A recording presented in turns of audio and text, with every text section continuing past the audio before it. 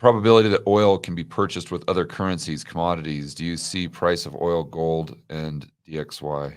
Moving away from the petrodollar is what you're talking about. How does this impact the price of gold and the DXY, if it does?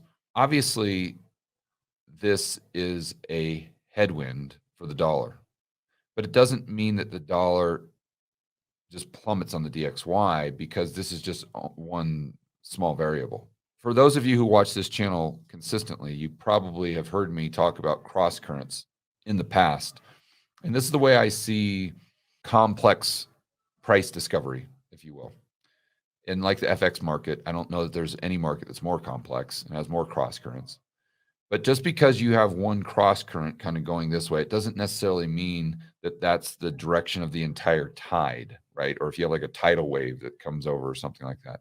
You just have to consider all these cross currents and try to determine which one is going to be more powerful and actually move the needle in terms of price. So I think a much bigger cross current to this slow kind of deterioration of the petrodollar would be the dollar denominated debt. It's just it's too much. It's just too massive. And why is that a big deal? Because it's just future demand for dollars.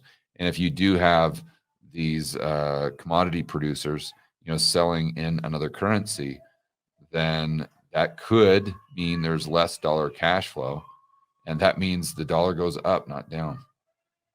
Because less dollar cash flow is less cash flow to service those debt payments. And it is true over time that if we move away from a petrodollar, there's going to be less and less and less debt globally denominated in dollars. But that transition takes a long, long time. I've always said that the way I'll know that the dollar is truly losing its reserve currency status is when the percentage of global debt denominated in dollars really starts to go down significantly. And I think we're quite a ways from that happening. So yeah, just regarding the dollar denominated debt, I think that's what I'd really focus on. And as far as, let's see, oil, how would that impact the dollar price of oil if they're moving off the petrodollar? The dollar, I don't know that the dollar price of oil would change. That's a good question. I'd have to really think that one through.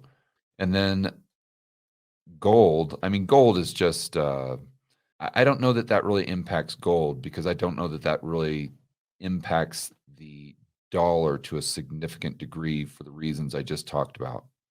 Now, what could impact the price of gold is if that transition led to a lot of uncertainty as far as the global economy. This is why I've said that gold and the dollar can really go up at the same time, because you can envision a world where people are piling into gold because there's no counterparty risk, and people are piling into the dollar because the global economy is going into a recession, depression, you name it.